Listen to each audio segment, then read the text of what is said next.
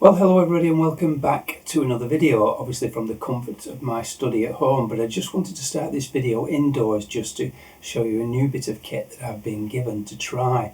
Now, those of you that watch the channel regularly will know that in the last 2 or 3 videos I've been using the OM1 Mark II. That was given to me, not in the true sense of the words, but given to me to use by OM System on a sort of trial basis to see what I think of the system. It's all going back in a couple of weeks and I'll be back to shooting my medium format. But in the interim, I've really enjoyed using this kit. It's been such a revelation, because if you look at my camera bag, I'll just show you that. Let me go down and show you that. There you go. The thing is virtually empty. It's been such a pleasure to carry that over the last couple of weeks compared to what I'm normally humping around. And don't get me wrong, I'm going back to that, and I do love my medium format system. But the kit that they loaned me comprised of a macro lens, wide angle lens, and a nice little fast telephoto zoom, 40 to 150. Now, the purpose of this video is that if you've followed me for a long time, you will know that my channel started life off including wildlife photography, and at that time I was shooting Canon. I had a beautiful 500mm f2.8 lens that I did a lot of wildlife photography with, birds and mammals and such like. In fact, I'll put a couple of pictures on just now.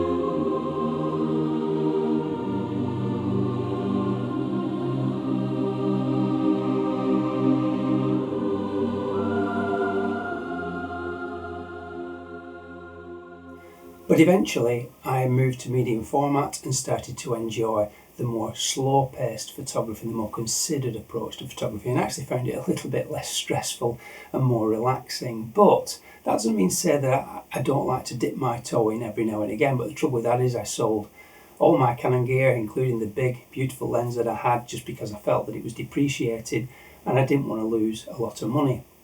So when OM System got in touch with me recently and said, would you like to try our brand new lens, I absolutely jumped at the chance, because I just missed that type of photography, and I thought it'd be really good to get down to the local pond and do a bit of wildlife photography. So this is the lens that they've sent me. They are releasing it. Well, in fact, when this video goes live, it will be released. If you want to convert this to the full frame equivalent, this would be 100 to 400. So in OM terms, it's 50 to 200, but it's a 2.8 aperture all the way through. It's got the usual stuff. It's got autofocus, manual focus. It's got the focus limiters. It goes down to 0.78 meters at the closest, so it can be used for things like, and I would certainly use it for this, for botanical photography, getting low down, shooting through grasses, things like that. It can be used for dragonflies and any aspect of wildlife photography you wish to choose. Now, in terms of weight, it's around about 1.8 kilos, 1,800 grams. It's next to nothing, and it balances really well, really beautifully with the OM1 Mark II. Now, if you put the 1.4 on, the little 1.4 converter, you get a 560mm lens at f4, and that really is quite something, because when I think back to my Canon f4.5 and the weight of that compared to this, and you've got even faster lens, that's quite something, I have to say. Now, not all of you will agree that we should be comparing Micro Four Thirds with full frame, because it is a much smaller sensor and you don't get the same print potential from something this size. But if printing big isn't your thing, then why wouldn't you look at something like this? It really is truly amazing for its size, what it can deliver. So let's get out now and go and take some pictures.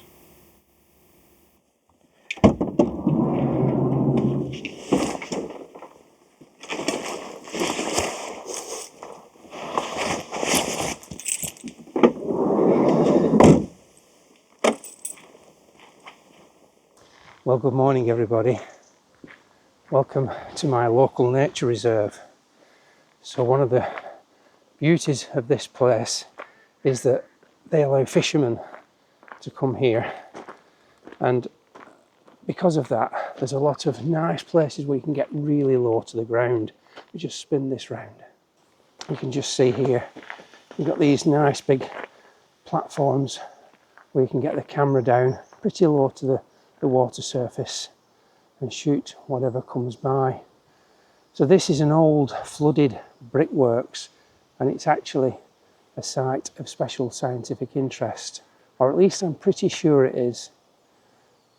I have to say there's not many birds around. I might have to just move around the lake to try and find them.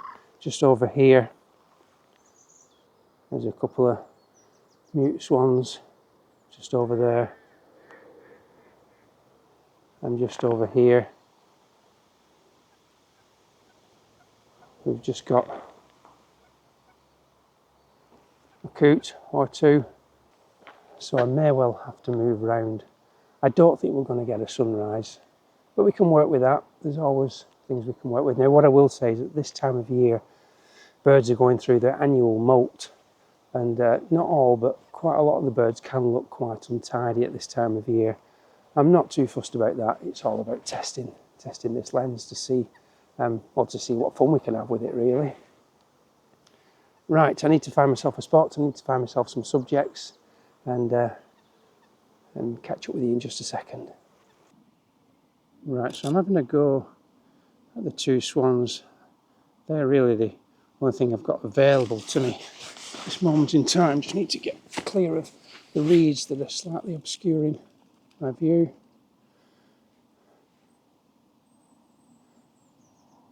And I'm finding that there's a nice, the water surface has got lots of weed on it at the moment. We've had a very, very dry summer, so the algae and the weed has really bloomed. So they're foraging in amongst the weed, grazing. And I'm just choosing my moment when the adult lifts its head up out of the water, just to have a look around, make sure everything's safe. Now there is a dark band along the back, which I'm not overly keen on, but we can live with that just to test this today. Just holding the camera, really taking advantage of the image stabilization and the tracking mode of the camera is really quite something compared to the days of old. I didn't have any of that on my old Canon.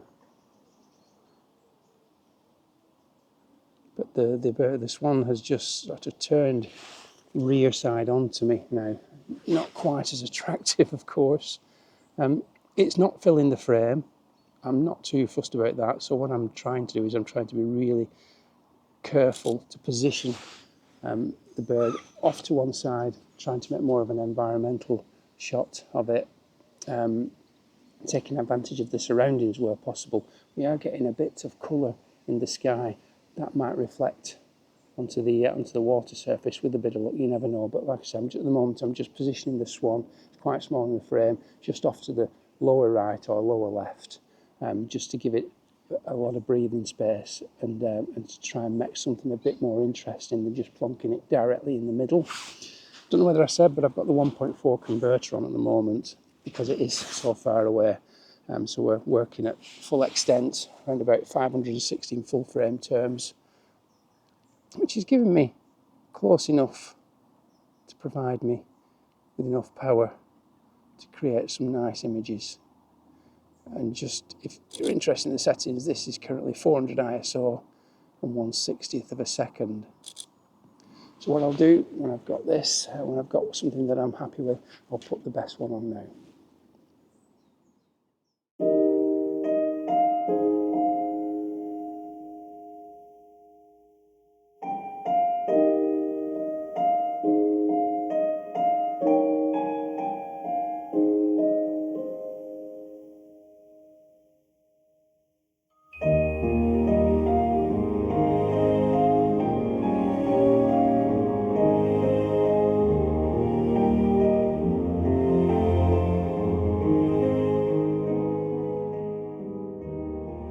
So the swans have now gone to the far end of the lake. They're actually out of the water and they're doing some preening, so I'm not photographing them at this moment in time. Where they are, they're within a deep area of shrubs, and the background just isn't that appealing, so I'm just enjoying my coffee break and just observing. That's one of the key things with nature photography, is observing the animals, the birds and the species, and you get to know them, you get to be able to predict what they're going to do. Unlike my intimate landscapes, which I normally do, I find that with practice you can find those consistently and regularly. Yes, you've still got to wait for the real competition pieces, the winners, to come along very infrequently, but you can find consistently good images with relative ease once you've got your eye in. This is a lot more hit and miss, let's say. So sometimes you just got to sit and wait and observe. But I am committing to 3 mornings this week, Monday, Tuesday and Wednesday. And with a bit of luck and a bit of patience, we might get something half decent. If nothing else, I get to play with this nice lens. So it has gone pretty quiet on the bird front. So I'm just having a play with the excellent close focusing of this lens, 0.78 meters. And this plant here in front of me is purple loosestrife. And it's in a great position because the sun's coming up behind it, and we've got a bank of trees and shrubs, so we've got a dark background, and the stems of the loosestrife have got hairs growing along the stems, along the seed pods, and intermixed with the purples there's opportunities for some great compositions. They are blowing around, which I'm managing with. I'm currently on 320th a second at 2.8, and I'm using 2.8 to really get that nice soft out of focus background and just moving the lens around until I hit on a point where I can see that lovely backlighting and get it where it's complemented by some colour at the same time. I apologise for any background noises. This is a really quite a popular lake, lots of people, and just behind we've got a road as well, so you do get a bit of traffic noise from time to time. But it doesn't seem to bother the wildlife or the plants. So I'll continue to play around with this, and I'll put the best one on now.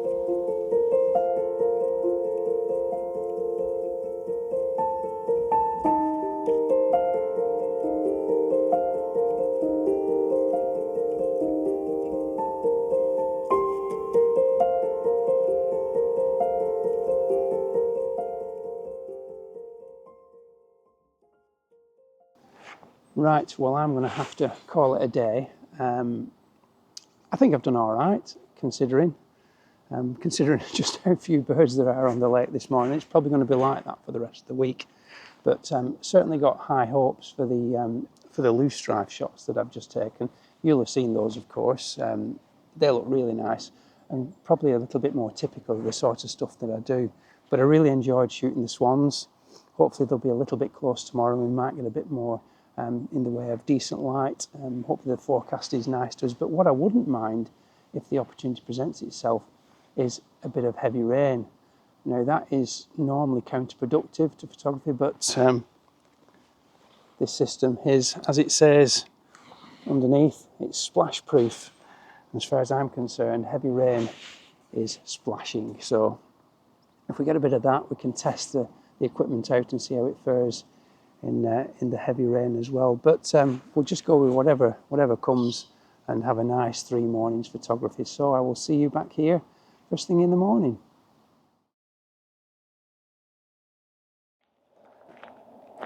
Well, good morning everybody, welcome back to day 2. So I think I may have peaked a little bit too early. But when I got up this morning, I was looking at yesterday's images, and the one I got of the swans, I'm really quite pleased with. I certainly didn't expect that on day 1. So it could well be downhill from this point onwards, but we'll see how we get on. At least I've got into the place I wanted to be yesterday. When I got here yesterday, there was a huge big fisherman's tent here and I couldn't get. This is a much better platform. You get a nice 180-degree view of the lake from here, and it sort of projects into the lake, which is really good. So I'm going to get set up. My friends from yesterday, the swans, are just to my right here, actually quite close today. But yeah, this I always think is a much better place for the light and from an aspect point of view. So let's get in and let's get going. Right, so I've moved back to the position I was in yesterday. I was only back over there 10 minutes and it became very apparent very quickly that everything was just over on this side of the lake, and certainly thinking back to yesterday, the swans where they're grazing on the lake is where the most weed is, and it is at this end. So it didn't take long before I realised that I was probably going to be in for a really long wait had I stayed over that end. Plus the light is at its best right now. We've got a lot of clear sky above, and the sun still hasn't risen above the trees, so everything is pretty much in nice deep shade. But the moment that gets high, we could have some nice opportunities with golden light on the lake. But yeah, we'll just have to see. It might just get too harsh, but it's nice to be at this end at least. There's lots of activity, there's lots of mallards, and like I said, the swans are over here, so there's lots of things I can play around with in the time that I've got this morning. So I'm really not sure how long I can stand that for. I've got the camera literally about, I don't know, an inch, 2 centimetres off the surface of the water. As close as I dare put it that way without fear of dropping it in. I know it's splash proof, but come on. So yeah, I've got the group of mallards just, I don't know, 20, 30 feet out in front of me. I've got the 1.4 on again. I'm trying to get a nice intimate view of just a single bird feeding on the surface of the water and getting down low. And I mean really low. Really gives you that intimate feel of being part of the group. And it's that I'm looking for. It's not easy light. Like I say, the light's coming in from behind, so they are largely silhouetted. So I'm opening the exposure up. Hopefully that doesn't look like it's overexposed too much, but it's the only way I can get any detail in this side of them. But yeah, it's really good fun doing. But oh, my back!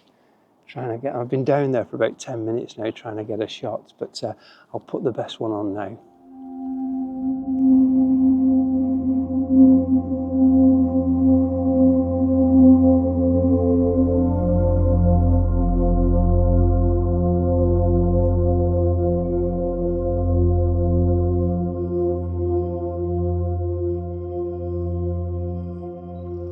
Well, that's it.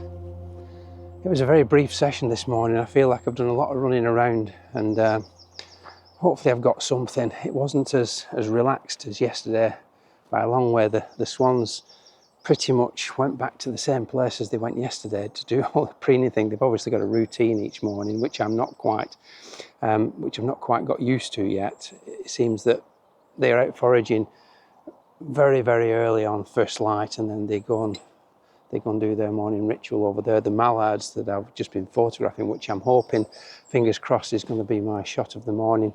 And hopefully I've got something. You'll have seen it already. But yeah, that's my time here has done already this morning. It goes really quick when you're having fun. But yeah, the lens performed excellently. It's so crisp and it's a joy to use.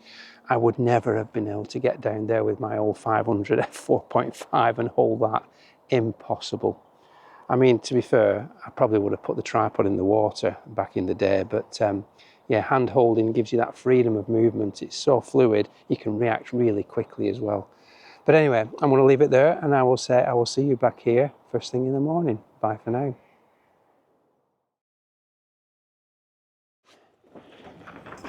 Good morning everybody. So third and final day. Quick recap. The first morning we've got the mute swans on the lily pads. Really happy with that image. I honestly didn't think that I would better that. I thought I peaked really early.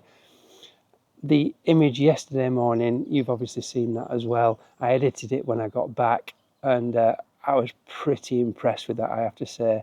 Now, I'm going to stick my neck out and say I really don't think that I will improve on that image. It's just about sunrise now and the light is as flat as it could possibly be. Both those two images that you've seen, the mallard and the mute swan, were both taken with the 1.4 converter, which results in an aperture, maximum aperture f4. So obviously, that we've got light to consider with those smaller apertures. Less light hits the sensor, so we've got less light to work with. Yes, you can up the ISO, but I've been trying to keep the ISO down as low as possible, but I will consider being able to up that up to 400, maybe even 500-600 today if I need to. But yeah, hopefully I've not peaked too soon and we'll get something really nice today as well. But I've not got high expectations to better what I've already got. But you never know. Nature has often come up with many surprises, and today just might be one of them. So let's get out and see what we can find on this third and final morning.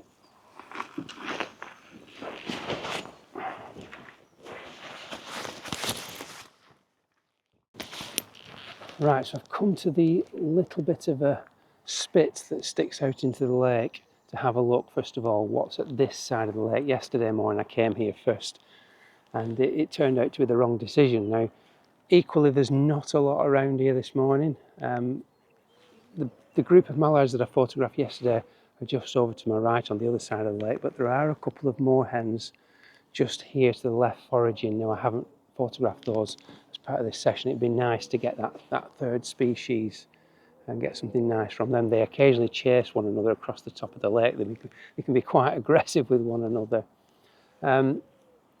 I think that's what I'm going to do, with the backup plan of moving to the other position again later on, depending on what happens. I'm going to give it half an hour here and then hopefully we can get something. I'll just spin the camera around.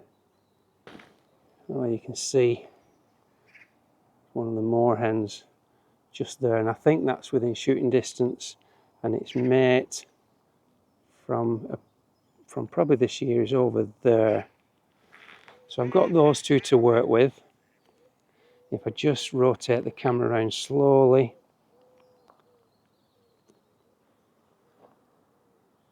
the mallards that I photographed yesterday are right over there. So I'm going to keep my eye on them, see where they go. So that's the plan. I want to stick with the initial plan and see how we get on. So I'm going to get the camera out, get set up. I really don't know what OM will think when they see this video and me teetering on the edge of a very slippy bit of board photographing this moorhen, but I've got it's a lovely intimate shot of it just foraging around on the surface of the weed. Shutter speed is still very low, 50th of a second at f4, 500 ISO. But the image stabilization is certainly really good at controlling any movement that I'm giving. But it's a bit of a lottery with the shutter speed in terms of freezing any movement of the bird. It's not exactly moving quickly through the water, but it's got a constant bobbing of the head as it forages around the weed. So it's not easy. I'm holding the lens down here as well. Full extent of the focal range. I've got 200 mil at the moment, which, as I've said before, translates to 560 on a full frame camera. It's moved off a little bit now, so I'm going to just quickly review these images. And I think I've got something half decent from this session. I've got 9 minutes left before I need to shoot. I promised myself that I wouldn't stay here longer than 7 o'clock. So I've been here for a good hour and a quarter, something like that. Hour, maybe. So I'll have those last 9 minutes plugging away. Hopefully it'll come a bit closer again in that time. And I will put the best one of those on now.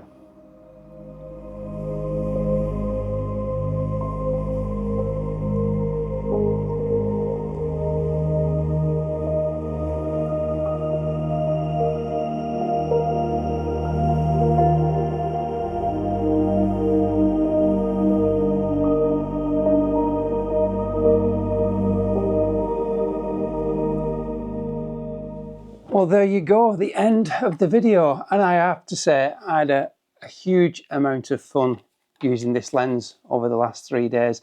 Certainly wouldn't have got any of those images with my current setup, that's for sure.